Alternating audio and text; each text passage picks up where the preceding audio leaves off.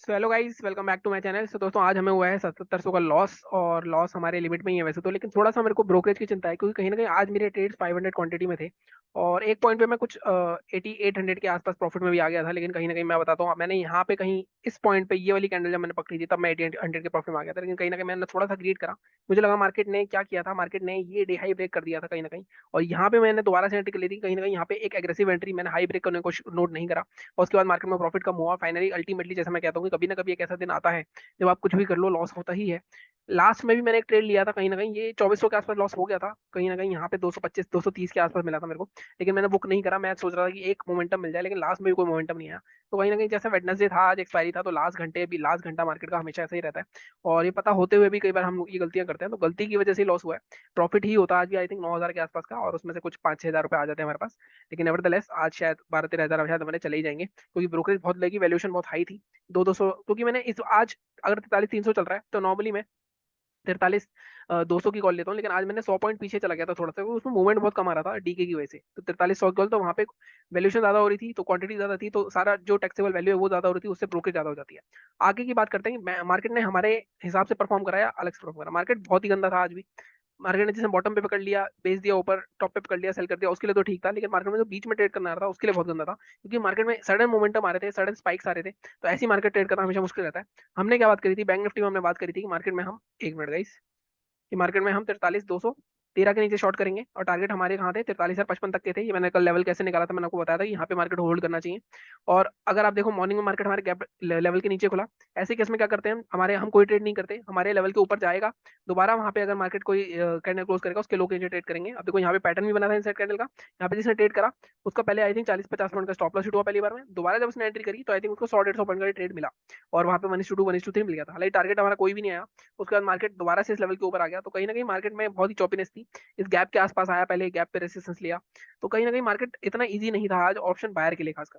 ठीक है, निफ्टी की बात करते हैं, उसके बाद देखेंगे दोनों को किस तरह ट्रेड करना है। निफ्टी में भी अगर देखो हमारा 18,050 का लेवल था, इसके नीचे शॉर्ट करने के लिए बोला था मैंने आपको दो चीजें बताई थी कि इस रेंज के बाहर अगर निकल गया तो आप यहाँ पे भी ट्रेड कर सकते हो रेंज जितना टारगेट के लिए। अगर आप देखो रेंज जितना ही टारगेट आया और मार्केट में लेकिन रेंज के नीचे ओपन हुआ, तो रेंज के पास आके अगर आप ध्यान ध्यान से देखो, इस रेंज के पास जाके मार्केट ने इंगल्फिंग पैटर्न बनाया, और ये अगर रेंज खींची हुई थी, ये कल का लो था, तो उसके पास एक पैटर्न बना है। तो ये बहुत ही स्ट्रॉन्ग सेटअप था सेलिंग का, लेकिन वही है पैटर्न के हिसाब से अगर आपने ट्रेड नहीं करा, लेवल के हिसाब से ट्रेड करा, तो आप कोई ट्रेड नहीं बनाया। मार्केट थोड़ी सी ईजी नहीं थी आज।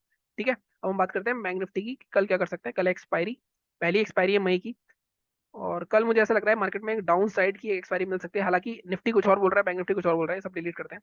अब यहाँ पे देखो, कल मैंने आपको बताया था कि मार्केट अगर रुकेगा तो मार्केट इस लेवल पे रुकेगा, 43,065 के बाद वहीं पे मार्केट रुका, और वहाँ पे मार्केट ने बुलिश करने लगा। अब यहाँ से सिनेरियोस ऐसे हैं कि अब मार्केट या तो इस तरह से कल भी यहाँ थोड़ा सा ऊपर करके फिर नीचे चला जाएगा, ये हो सकता है।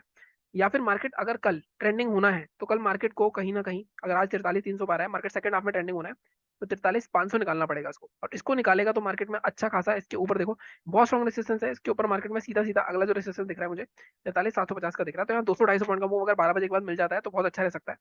सेलिंग हम आज का लो ही रखेंगे, अभी अभी तो डेली चार्ट पे तो ये दिख रहा है। अब 15 मिनट के चार्ट पे चलते हैं, लेकिन थोड़ा सा मुझे मोमेंटम में सेलर सेलर की टाइप कुछ होता दिख रहा है, क्योंकि कल की क्लोजिंग के नीचे क्लोजिंग हुई है। ठीक है, अब 15 मिनट के चार्ट पे चलते हैं। अब यहाँ पे देखो, जैसे मैंने बताया, बाइंग आपकी 490 के ऊपर अगर 12 बजे के बाद मिली तो बहुत अच्छा रहेगा। सेलिंग अभी कहाँ करेंगे, सेलिंग हम अभी 43,065 के नीचे करेंगे, या इसको मैं थोड़ा सा एडजस्ट कर सकता हूँ, नहीं हम यही रखते हैं। अब हम हमारा सेलिंग का लेवल 43,065 रहेगा।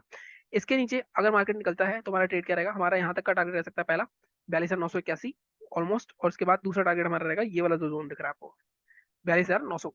तो यहाँ पे आपको 200 150 पॉइंट का ट्रेड मिल सकता है। इसके नीचे ही इस जोन तक भी जा सकता है मार्केट, तो 200 पॉइंट, जैसे मैंने बताता हूँ हमेशा 150-200 पॉइंट मिल रहा है आपको बैंक निफ्टी में, तो आप बहुत अच्छा पैसा कमा सकते हो एक्सपायरी पे भी। बाइंग कहाँ करनी है, आप देखो बाइंग के लिए एक लेवल हमारे पास निकल रहा है ये जोन 43,350, क्योंकि कल की मार्केट क्या, ये ब्रेक नहीं कर रहा था, इसके ऊपर निकलता है तो एक मूवमेंट मिल सकता है हमें। एक मिनट गाइस, दूसरा लेवल हमारा 43,500 हो सकता है 12 बजे के बाद, अगर मार्केट यहाँ कंसोलिडेट के ब्रेकआउट करता है तब हमारा अच्छा खासा 0 to 0 ट्रेड बन सकता है। तो हम देख के चलेंगे थोड़ा, कल एक अच्छी खासी ट्रेडिंग एक्सपायरी देखने को मिल सकती है मार्केट में। अगर मार्केट कल नीचे जाना है तो मार्केट सुबह सुबह ही 42,076 तोड़ देगा, अगर मार्केट को ऊपर जाना है तो सुबह सुबह मार्केट 43,353 तोड़ देगा। तो इस हिसाब से देखेंगे हम। ठीक है, हम बात करते हैं निफ्टी की। निफ्टी में भी देखो कल की रेंज के नीचे ही मार्केट ओपन हुआ, हमारे लेवल तो कुछ आए नहीं, इसको डिलीट कर देते हैं। अब निफ्टी में अगर आप डेली चार्ट देखोगे, निफ्टी में आपको दिख रहा है एक ग्रीन और एक रेड, लेकिन रेड कैंडल ये कहाँ बनी है, बहुत ही स्ट्रॉन्ग सपोर्ट पे बनी है। अब यहाँ पे देखो, यहाँ पे भी एक ये जोन था, इसका ऊपर अभी भी मार्केट ने होल्ड किया है। तो कहीं ना कहीं मार्केट में आज की कैंडल में ओपनिंग और हाई मार्केट का सेम है, ये एक नेगेटिव पैटर्न होता है, ऑलमोस्ट सेम है। अब यहाँ पे आप इसको मार्क कर लो सीधा सीधा, इसका जो हाई है हमारा 18,116, ये मार्क कर लो, और ये आप इसका लो मार्क कर लो, इसके अलावा कुछ मार्क करने की जरूरत नहीं है हमें इसमें, आई थिंक। ठीक है, अब 15 मिनट के चार्ट पे चलते हैं। अब यहाँ पे आप ध्यान से देखो, बहुत ही परफेक्ट लेवल है हमारे, 18,115 के ऊपर बाय करोगे आप। टारगेट आपका क्या रहेगा, टारगेट आपका इस रेंज तक का रह सकता है 18,176, और इसके ऊपर निकल गया तो मार्केट में अच्छी शॉर्ट कवरिंग आ सकती है लास्ट में। तो सेलिंग 18,037 के नीचे करोगे आप, टारगेट आपके यहाँ तक के रह सकते हैं 17,961 तक के। ये कल वाले लेवल्स पे आई थिंक यही थी, 18,050 का लेवल था कल, आज 18,037 का लेवल है। ठीक है, बाकी चैनल को इसी तरह सपोर्ट करते रहो, लाइक करो, शेयर करो, सब्सक्राइब करो, टेलीग्राम चैनल ज्वाइन कर लेना, वहाँ पे मेरे को कुछ मिलती है 0 to 0, तो वो भी आपको बताऊंगा। Thank you so much.